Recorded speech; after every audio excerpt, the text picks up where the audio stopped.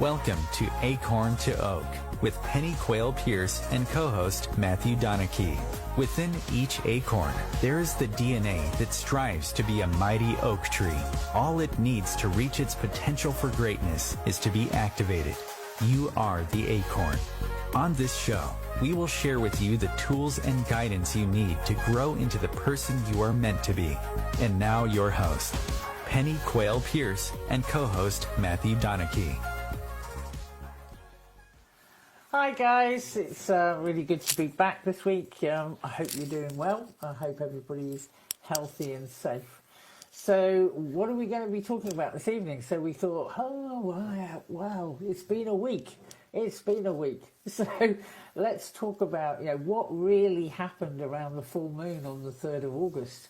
Because boy, oh boy, were there some crazy energy being landed on this planet. And, basically, obviously myself and a few people that I hang with are very good mediums, very good clairvoyants, and very good people who get tuned in to what's really going on. And we basically were picking up a lot of energy around the Ashtar Command. And they, again, very much, they did a flyby and were in our atmosphere for about 12 hours to help us raise the vibration of the planet for another great awakening. Like we haven't had a lot going on this year already. So, what's our advice on that? I mean, what is the Ashtar Command for a start? And, why does it matter and what do they do? This is what we'll be talking about and I'll take on it because I know Matthew's had as we would say, an interesting week. And I've had a very interesting week. So, let's talk about it and have some laughs and some jokes and talk around some of the stuff that's been going on. So, I'm just handing over to Matthew so he can say hi-dee doody and give his take on it a little bit. Okay. Yeah, good evening, everybody. Glad to be back. It's really, really interesting subject because for me, I've been picking up the energy and tuning in on that side of things, but obviously got the information around what was going on from Penny, and it's been wild. And I think what I'm able to share this evening is obviously my perspective and how it's affected me as someone who is on a daily basis trying to keep my vibration as high as possible. I've got a daily practice and it's like, well, if it's affected me, boy, oh boy, has it affected people that maybe don't have that structure. And I've obviously seen that within my clients. So I look forward to sharing a bit of some of their stories because it's been really, really interesting just what people have been experiencing in the last 48 hours. And there is a huge pattern to it, which I think will be extremely useful to share. Yeah. So yeah, no, sounds really good. Hey, I'm interested now. Yeah, well, I mean, obviously working with you over the years, I have probably a greater knowledge than most around spirituality, but very much when you've lived it and you live with them as you do, the depth of the knowledge is so much greater. So I'm really excited about taking on some knowledge this evening myself. So because sounds like a great show. Yeah, strap in. It's going to be a good one.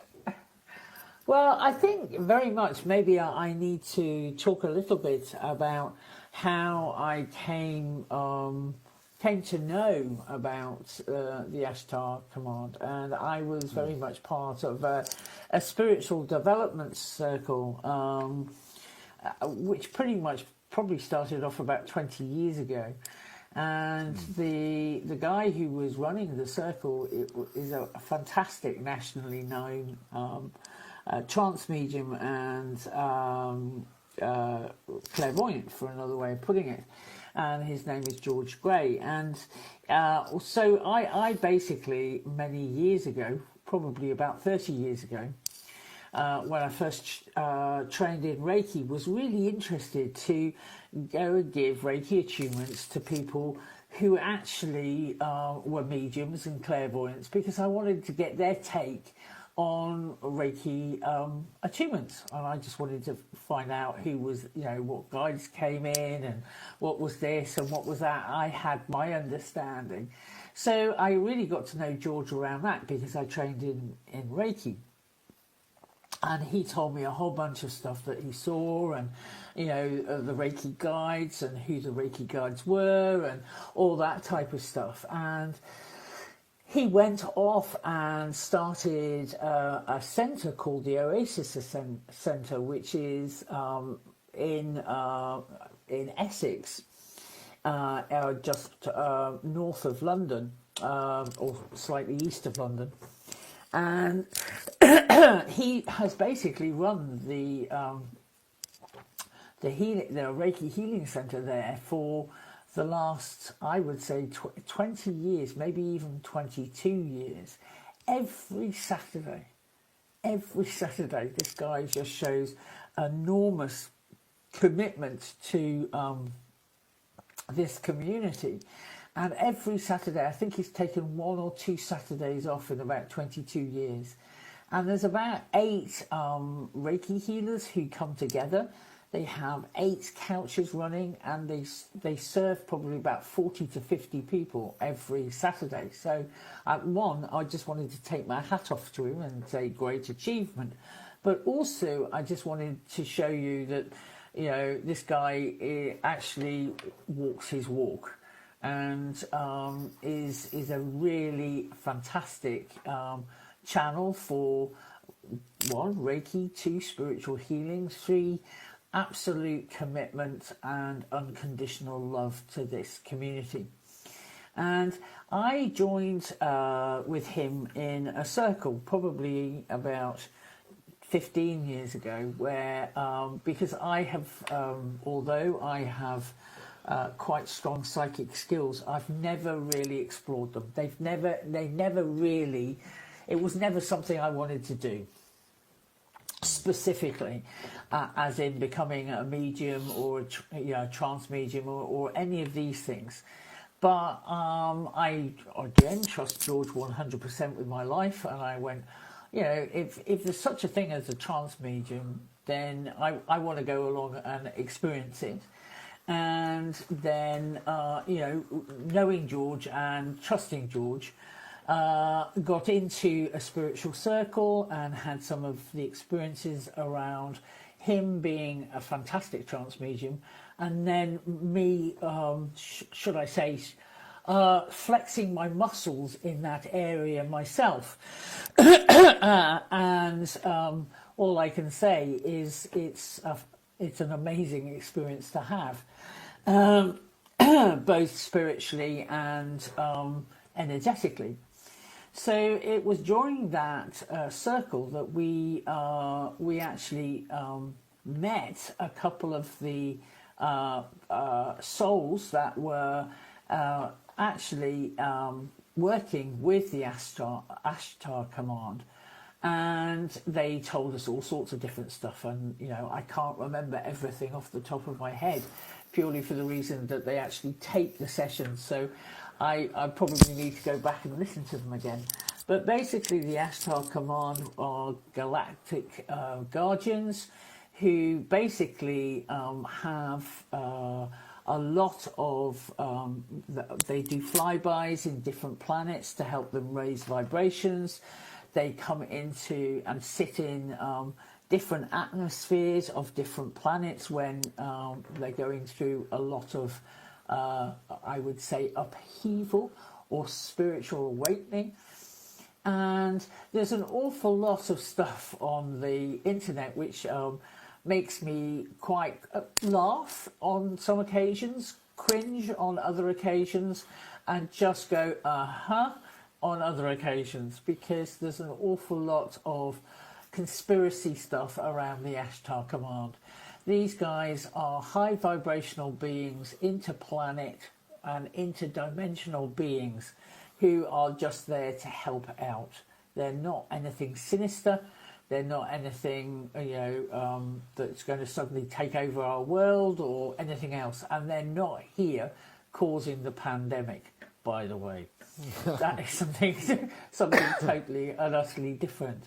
And it's really quite amazing when you start to talk or actually say, because it took me a while to I posted up just before, I think on the 2nd of August, just giving people a heads up that, there was going to be a big energy shift and a big energy change around the full moon.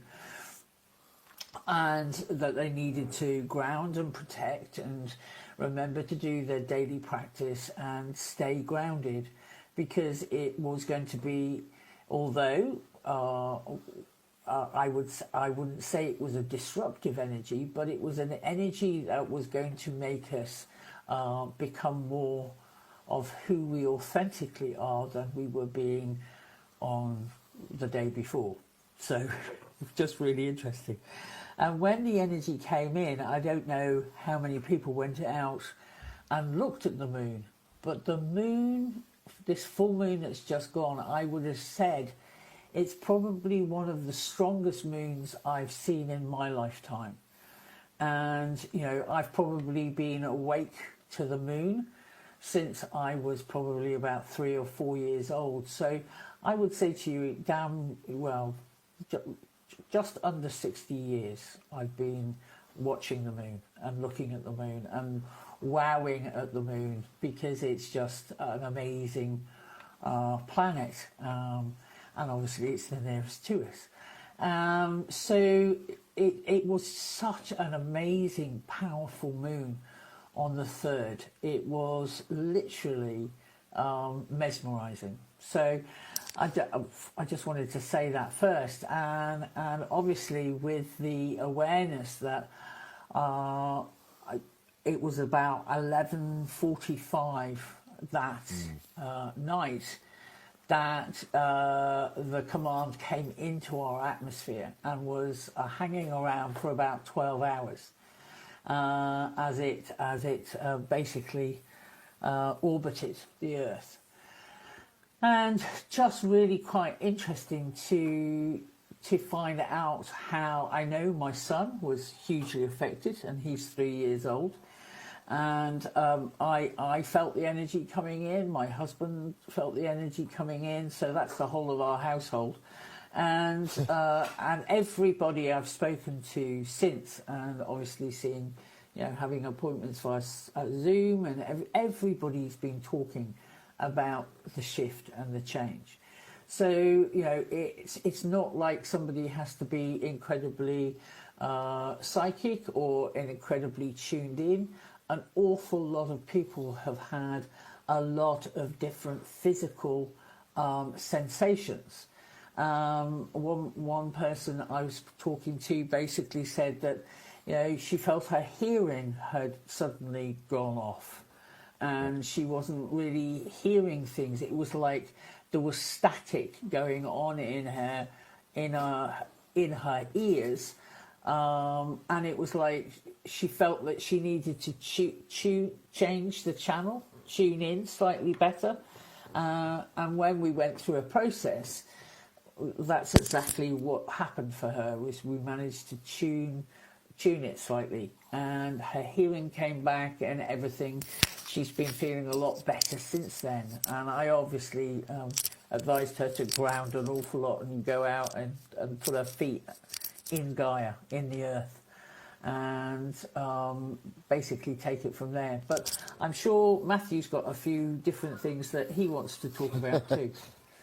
Yeah, well, that was one of the ones I've experienced myself. It was really strange, because at one point it was like both ears needed popping, and then it was one side, then I could hear clearly, then it was ringing, then it was muffled, then it was crackling. I've had all manner of different things going on in my hearing, not today, but the last couple of days.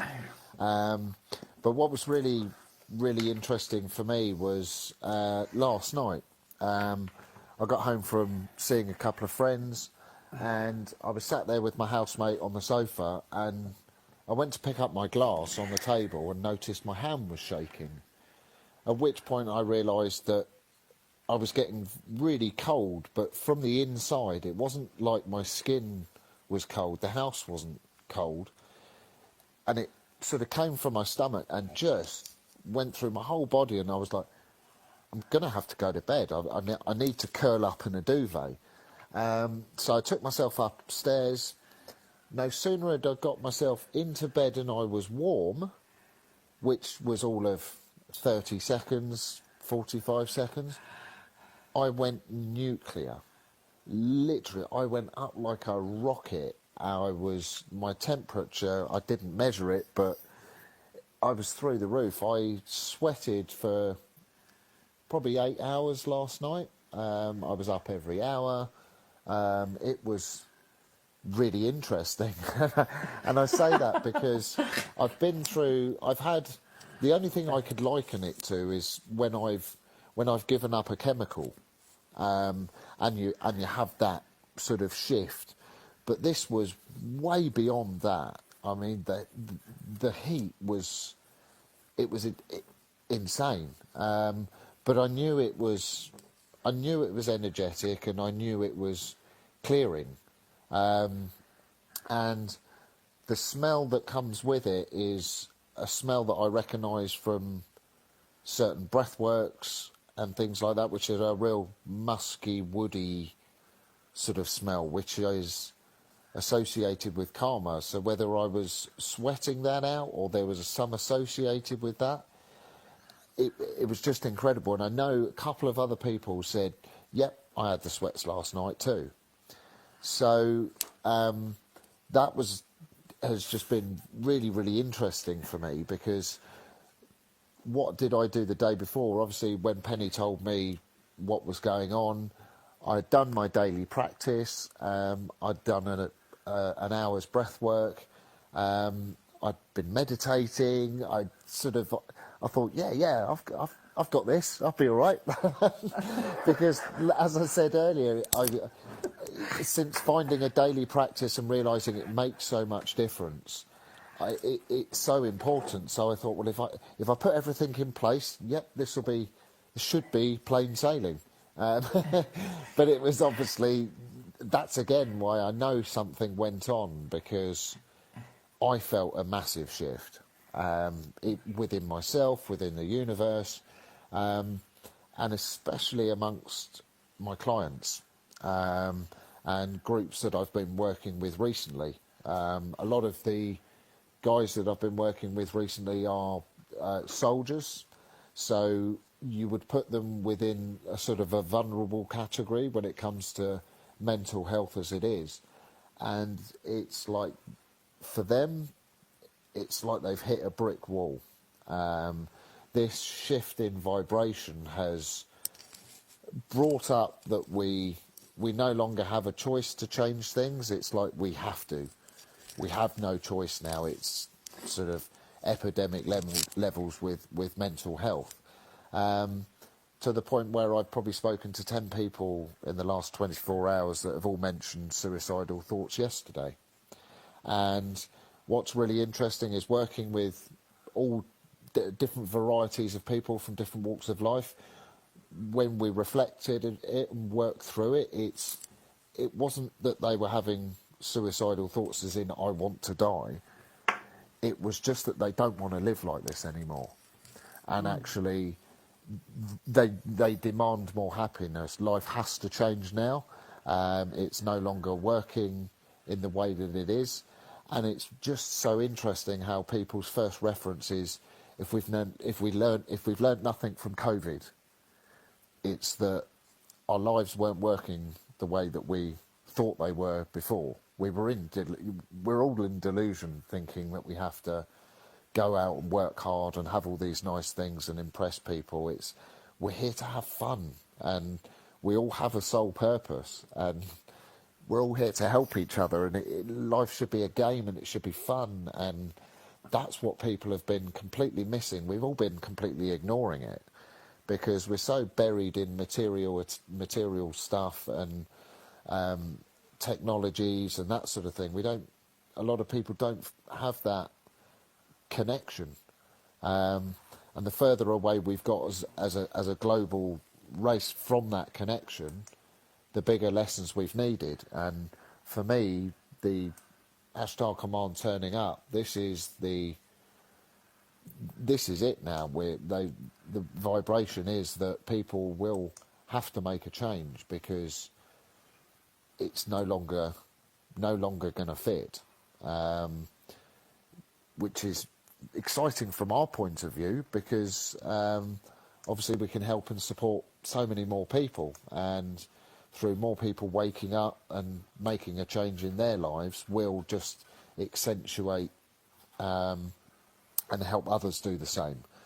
Because we've been asleep for far too long, and the ones of us that haven't been asleep, well, maybe we haven't been pushing it hard enough, which I know initially may sound wrong, because for people out there that work in the field that we do, I know one of the biggest frustrations is not enough people know about it, and it should be as well respected as stuff that's on the National Health Service. Well, that's the kind of stuff that's going to be flipping, because people are realising we're not talking about just small groups, we're talking about everybody is realising that actually what we're doing and what we have been doing is not working.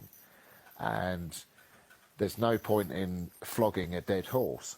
I was speaking to a very good friend of mine who works for one of the larger drug companies, and he was saying one of the biggest thing that's stopping the NHS from moving forwards is fear, because they will say that they're scared that the treatments that work, i.e. action treatments, action therapies like breathworks, and a lot of the NLP skills that aren't given on NHS, the stuff that really works, they don't want to try it because it's expensive. But the delusion in that is you're happy to spend money and keep wasting money on something that doesn't work, but you're not prepared to spend any money on something that does work. And it's like the twistedness of delusion, because it's like you're quite happy to keep flogging that dead horse hoping that it's going to get up, but you wouldn't entertain spending some money in the right area. And this is all changing. I'm not sure what it's like in America at the moment, but there's a huge uproar that things aren't working, and we need change, and we deserve change. So that's very much what's sort of kept my positivity, and that's what I'm being shown, is people have hit a wall almost of enough's enough. People need change, because they can't go on the way that they're going. So we're just going Saved into a by break, the bell. and we'll be back in a minute or so. Brilliant.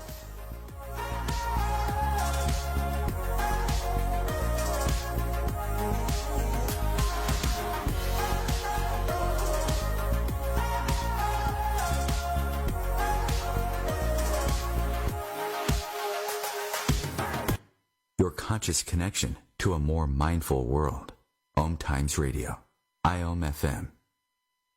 Om Times Magazine is one of the leading online content providers of positivity, wellness, and personal empowerment. A philanthropic organization, their net proceeds are funneled to support worldwide charity initiatives via Humanity Healing International. Through their commitment to creating community and providing conscious content, they aspire to uplift humanity on a global scale. Om Times, co-creating a more conscious lifestyle. I'm Kathy Williams, host of Sexy Mom Abundant Life radio show on Thursdays at 5 p.m. Eastern, 2 p.m. Pacific. On the show, we explore living abundantly in every area of your life. Ways to let go of limiting patterns and beliefs, and to step into the flow of creativity and possibility, knowing you are supported by the universe.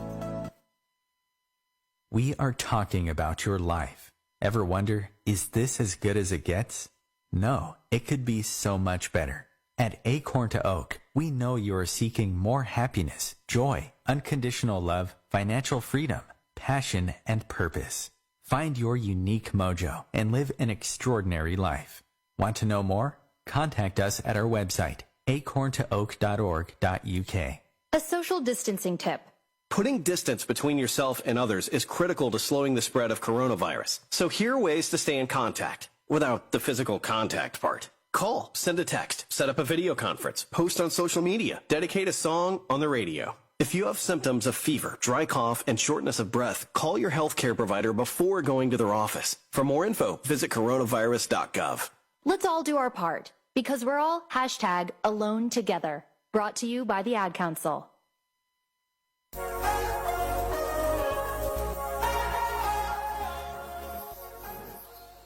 Hi, we're back. So we're talking about what happened with at the full moon time on the 3rd of August and some of the fallout from that, which is Matthew was talking about, the night of the sweats. and I was talking to some clients, and a couple of them had problems with hearing, and because they felt that they weren't grounded. And you know, our brains are always reacting to situations based on our fight or flight mechanism, and you know, the inherent survival mechanism that, you know, is meant to protect us from fatal situations that occur. And you know, often it was saber-toothed tigers and all sorts of things in primitive days. But in modern society, the mechanism still exists in our brain and tends to, you know, to be applied to daily stresses of life that aren't so life-threatening. And then we unfortunately get the response of spiking cortisols and other hormones, and which can often lead to things like chronic fatigue, depression, and dis-ease. And you know, when we feel that we're out of control or we have no control, then of course fight or flight mechanism kicks in big time. And one of the things I've been talking about in the last 48 hours is very much about just know that, you know, some things in the universe are unseen, some things we do not understand, and some things are just going to give us a feeling like Matthew was talking about of, I don't want to live my life like this anymore. Why is it so stressful? Why am I not understanding? Why are there so many conspiracy theories? And it goes on and on and on. And unfortunately, when we listen to the news and then suddenly something happens like Beirut, where they have this enormous explosion and nobody really understood why at the beginning. But, you know, 100 people dead, 4,000 injured. And you just look at it and go, you know, the world is going to hell in a handcart. What on earth is going on? And it's when we suddenly realise that we're still in the me mentality of how does it affect me? What about me? What about my family? What about my job? Oh my God, I'm still on furlough. How are we going to make ends meet? You know, the governments are doing what they can to support the house market, etc., etc., etc. But when are we really going to go into recession? And all of this amazing worry, which just drops the vibration of the planet to such a degree, because we're not actually working as the human race. We're working in isolation from each other, and we're forgetting, you know, essentially, there's only one of us here. So why are we taking out on ourselves, you know? And it's just, really, you know, what is going on right here, right now is the next shake-up, because we haven't actually done too much awakening from, you know, resulting from the pandemic. We're still walking around in hatred of others. We're still walking around thinking that other people are evil or other religions are evil.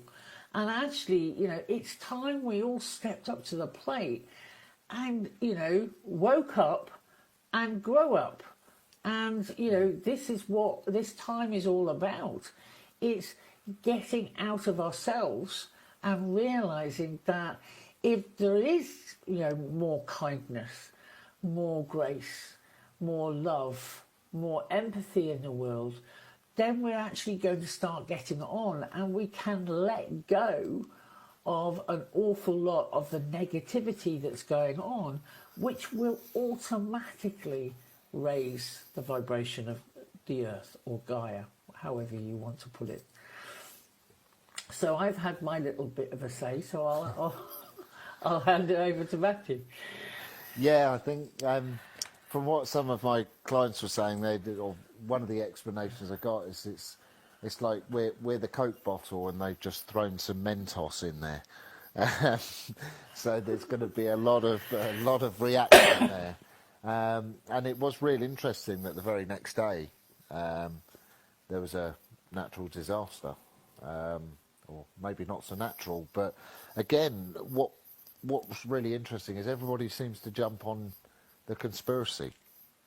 Everyone, we're all, it's almost like we're programmed to look for the negative in everything. And this is, again, a great lesson that we're going to get, because when you look at Corona and all of the racism stuff that's gone on recently, these are similar lessons. The global lessons that we should be getting is that we've got a lot of big issues, and the only way we're going to sort them out is by coming together and doing it with love, because it's the only vibration that's actually going to lift anything. But it's like people can't get out of their own way. You had white people making the Black Lives Matter wrong and saying, well, white people matter too, and the truth is, yes, they do. But at the time, we weren't talking about them. But it's like they have to be seen and they have to be heard, and it's like, that's just ego shit. Excuse my French. But it's that part of you that wants to be felt and noticed. But actually, you can do that by standing at the back of the room very quietly, rather than heckling while somebody else is trying to take centre stage. And it's these are some of the huge lessons that we need to get, that we are all in this together. And you know, you can talk about fear around anything, and we accentuate it. And the truth is, they're talking about recessions and how we ever going to financially come back from this. And it's like, well, when you think about it from the bigger picture, we have so much monetary excess on this planet. We have more money than we could all spend in our lifetimes. So you tell me how we're going to run out. Because if it comes to it and we have to share it, that's what has to happen. And that is everybody doing their little bit, everybody coming together. And, you know, so when you look at something from a bigger picture, and I always tend to look at it from a bigger picture, we're never in trouble. We need to get the lesson and make the flip. And for me, it's just such an exciting time, because being able to just help people realise what they're actually feeling and why they're feeling it, and realising that there's a lot of people feeling like this. It's the wake up we've been waiting for. I know. But it's also, from my point of view, it's also making sure that we have the resolve to stick with what we commit to. You know, when you look at it, you know, when was Bob Geldof? When did he do the concert? It was 20 years ago, 25 years ago, when he did the Live Aid. You know, when he did Live Aid, and basically just, you know, he, bless his cotton socks, got so angry and passionate about the starving and in Africa, that he put on this, you know, amazing global event which brought awareness to the fact that there are starving people on this planet. And then there are people, other people who are starving mentally and emotionally, but in fact are obese. And, in different countries. And you look at it and go, hang on a minute, why is there such amazing deprivation in one world and overindulgence in another world? But in fact, they are mentally and emotionally starving. And when you actually look at it and just go, there may be difference, yes, a physical starving and a mental and emotional starving, but we're all actually starving from knowing who our true self is. And knowing that actually we do not need to cut down, in Australia they call it the tall poppy syndrome, don't they? We don't need to cut people off at the knees. What we actually need to do is show love and compassion and empathy and get out there and go, actually, in some countries we've got loads of resources and other countries don't have any at all. We need to learn to share, We're not a whole bunch of preschoolers, not sharing their toys in the playground, but that's what it feels like sometimes. And, so mentally and emotionally, we're all actually running around 2 or 3 years old, and we need to grow up and mature, spiritually mature, so that we can take care of everybody on the planet, and not just the old and the weak or the young, but everybody, people who have been through trauma, people who have been abused, people who are not as strong mentally or emotionally than others, and actually just get it out there and stop messing about. I could rant on like this for days, weeks, years. Yeah, but when you look at indigenous tribes, when you look at the children on these nature programs, happiest people in the world, and they've got nothing. And it's like so many people, most of the world are chasing this dream that when they've got enough money or when they make it rich, they'll be happy. But you take rich people in any other country other than where the indigenous tribe come from, and I guarantee that they're miserable compared to those children that have nothing, which shows you that what matters is what is inside. And absolutely. The trouble is we're all looking outside for it. Yeah. So anyway, yeah, absolutely, I couldn't agree with you more. But going back to the energy of the full moon, because we can get distracted by other things, and it's just making sure we stay on track. And it's really important to realise and not be worried and not be fearful of the changes that are coming right here, right now, but just embrace them and say, okay, so, stuff is changing.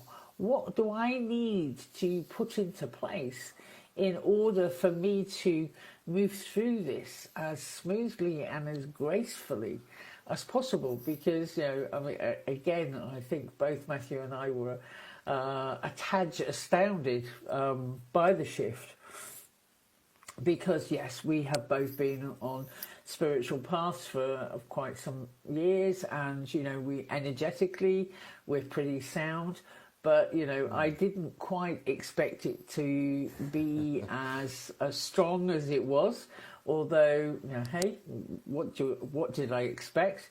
And it basically felt like being bowled over by an ocean wave a little bit, and the first little while it was like you were being thrown about in the turbulence a little bit, but then with the energetic techniques that we have, with the grounding and the protection, making sure that you were using the law of gratitude, so writing down what you were grateful for, 5 things that you were grateful for that day, and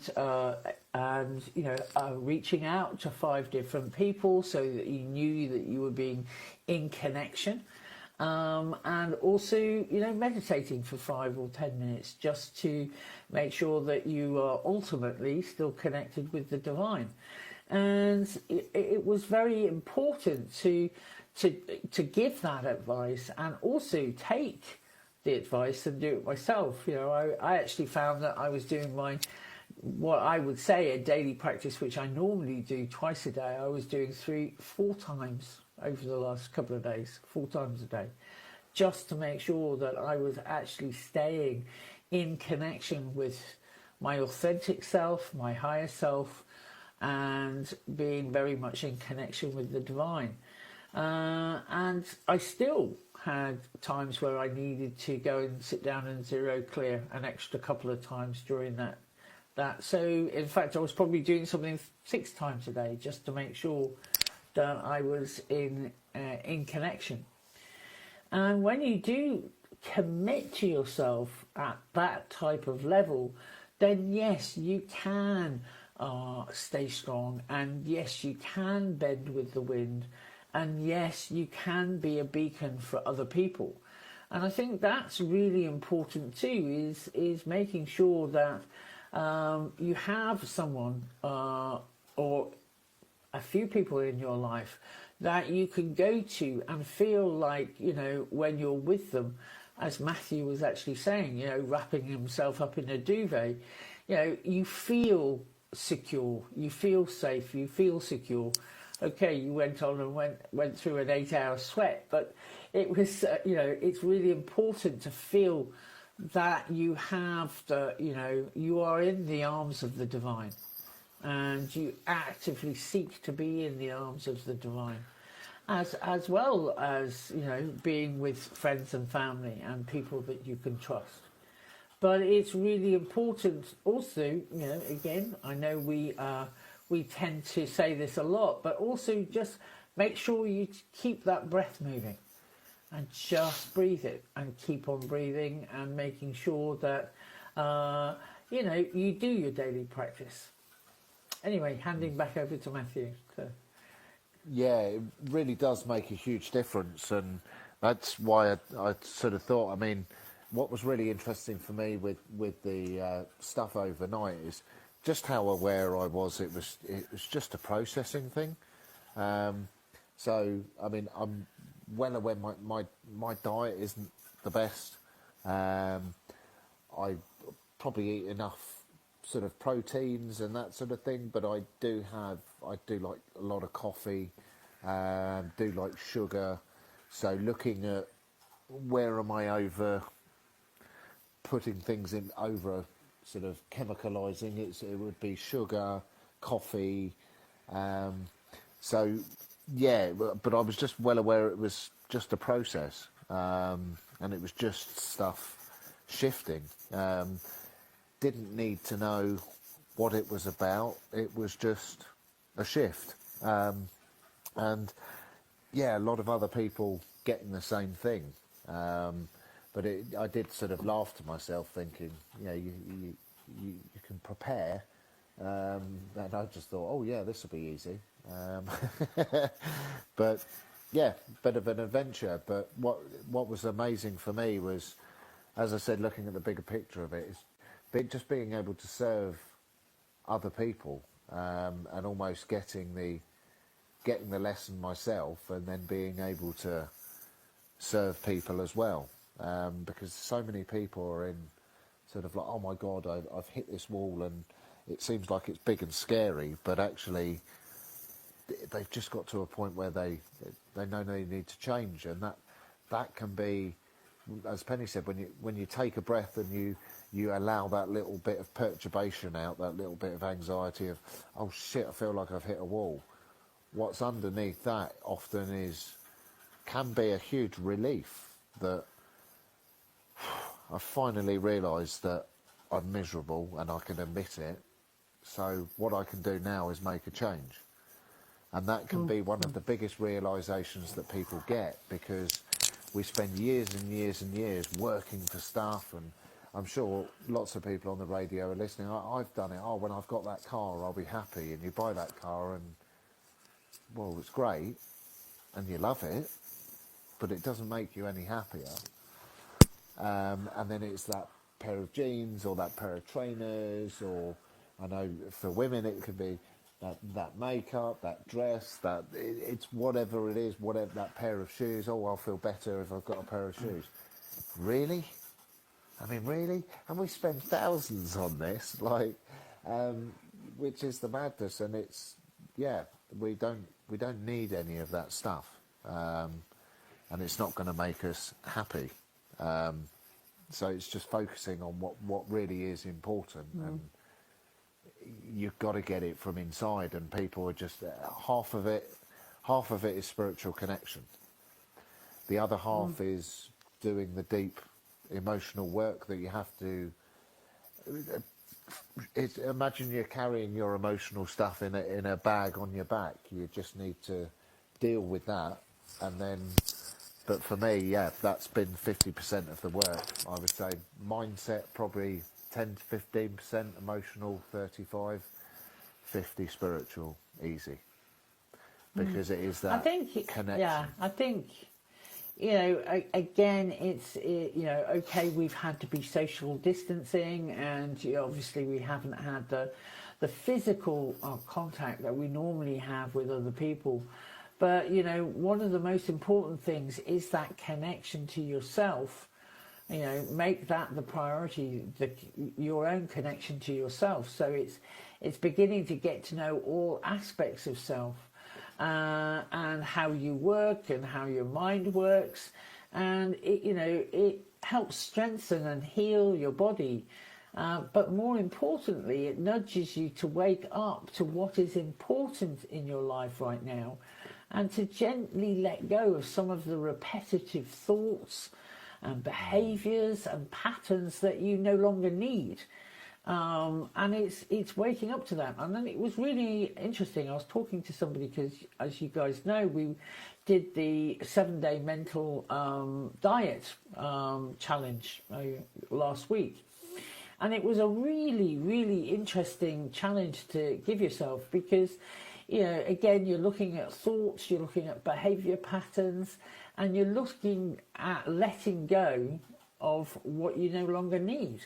And, you know, brushing off that repetitive thought that, you know, would come into your mind, and just brushing it off like it was an ember that came out of a fire. Off your sleeve, just brush it off, and, you know, you don't need to carry it. And letting it go, so that, you know, a thought that you would normally entertain for maybe 20 minutes, it would be done and dusted in less than a minute, and it would be, you know, gone. And having the resolve to work with it minute by minute, you know, hour by hour, day by day, so that actually what you're training yourself to do is actually establish new neural patterns in your brain that basically will no longer entertain negative thoughts. So, you know, you're replacing them, you know, again, you've heard us talk about this before, with NEDs, new empowering decisions, to have better thoughts than you've had in the past. And yes, you know, it takes a little bit of commitment. But, you know, the people who were actually on the challenge, what they actually found was, yeah, the first day it was tough to have that amount of resolve and that amount of discipline. However, as soon as the first day was over, it became easier and easier and easier. And then by the end of the week, it was like, hey, got this one covered. But I must admit, again, I was talking to someone earlier on today, and we were discussing the fact that, yeah, as soon as we put the challenge had finished, it was just like, okay, and it was like ego was back going, hoo, I can have a party now. And it was like, no, you're not having a party. I'm not going back to the old way of thinking. And I think this is what we need to understand as humans, as human race, is that we must have the resolve and the self-discipline not to go back to a world that was pre-COVID. We don't want to go back there. Nobody wants to go back to all of that chaos and all of that rubbish. We want to create a new way of being. And, you know, people are talking about the new normal. And I'm going, no, you don't want a new normal. You want a new extraordinary, not a new normal. You know, this is where, you know, we commit to being connected to all of the race, all of the human race, and not just our own little tribe, but every tribe. And it was really interesting. I was a Romanian friend of mine sent me a post, and she had picked up that Prince Charles in England had done a video about Romania, and he's just basically doing his job and trying to get people to go back and you know, pick up the tourist trade again and go and visit places, but also go and visit places in your own country, because an awful lot of us are not travelling overseas at the moment. So, you know, go and find out about your own country.